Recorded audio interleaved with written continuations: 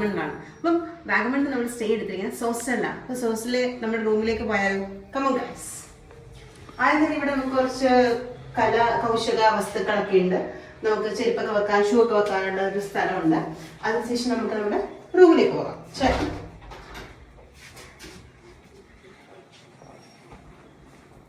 അപ്പം ഇതാണ് നമ്മുടെ റൂം. ഇതൊരു ഡിലക്സ് ബെഡ്റൂമാണ്. നമ്മുടെ ഇതാണ് നമ്മുടെ ബെഡ്. അതിനുശേഷം ഇവിടെ ഏറ്റവും നമ്മളെ അതിശയിപ്പിക്കുന്ന ഒരു വ്യൂ ഉണ്ട് നമുക്കിവിടെ കാണാൻ.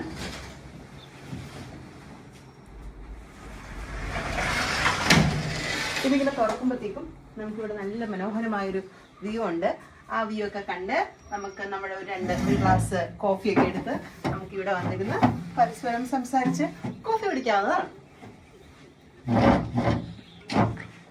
ഗൈസ്, എന്ത് മനോഹരമാണല്ലേ.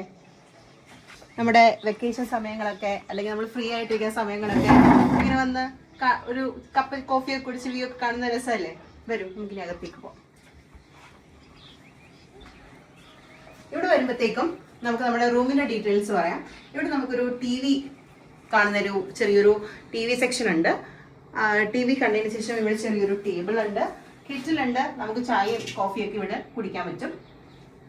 അതിനുശേഷം ഇവിടെ നമുക്ക് നല്ലൊരു ലാമ്പൊക്കെ ഉണ്ട്, ലൈറ്റ് ഒക്കെ ഉണ്ട്. ഇവിടെ ഒരു ലൈറ്റ് ഉണ്ട്.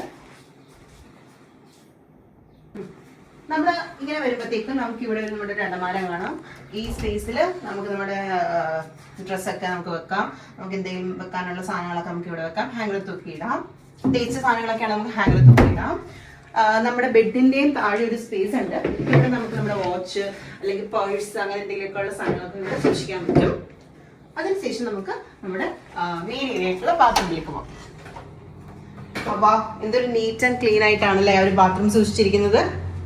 ഇവിടെ മിറർ ഉണ്ട്. കുളിക്കാനുള്ള ഏരിയ സെപ്പറേറ്റ് ആണ്, ബാത്തിങ് ഏരിയ. നമുക്കിവിടെ ഇതാണ്. ഇവിടെ നമുക്ക് അവരൊരു ചെറിയൊരു മിനി സോപ്പ് വെച്ചിട്ടുണ്ട്, ഷാമ്പു വെച്ചിട്ടുണ്ട്. പിന്നെ നമുക്ക് നമ്മുടെ ബോഡി വാഷ് ഒക്കെ ഇട്ടാണ് നമ്മൾ കുളിക്കുന്നുണ്ടെങ്കിൽ നമുക്ക് ഇവിടെ അത് ഫീൽ ചെയ്യാനുള്ളൊരു സ്ഥലവും അവർ വെച്ചിട്ടുണ്ട്.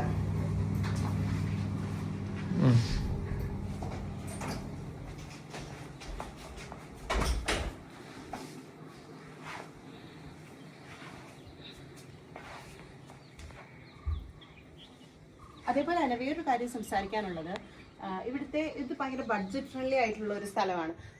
പലർക്കും അറിയാമായിരിക്കും, ഇപ്പൊ ഹോസ്റ്റലൊക്കെ എല്ലാവരിലേക്കും എത്തിക്കഴിഞ്ഞിരിക്കുന്നു. എങ്കിലും എത്താത്ത കുറച്ചു പേരിലേക്കുള്ള ഒരു ഇൻഫോ ആണിത്. അപ്പോൾ ആരെങ്കിലും ഒക്കെ വാഗമൺ വരുന്നുണ്ട്, ഒരു ദിവസം സ്റ്റേ ചെയ്യണമെന്ന് ആഗ്രഹിക്കുന്നുണ്ട് എങ്കിൽ നമുക്ക് ഉറപ്പായിട്ടും നമുക്ക് ചൂസ് ചെയ്യാൻ പറ്റുന്ന ഒരു സ്ഥലമാണ്, സേഫ് ആയിട്ടുള്ള ഒരു സ്ഥലമാണ്.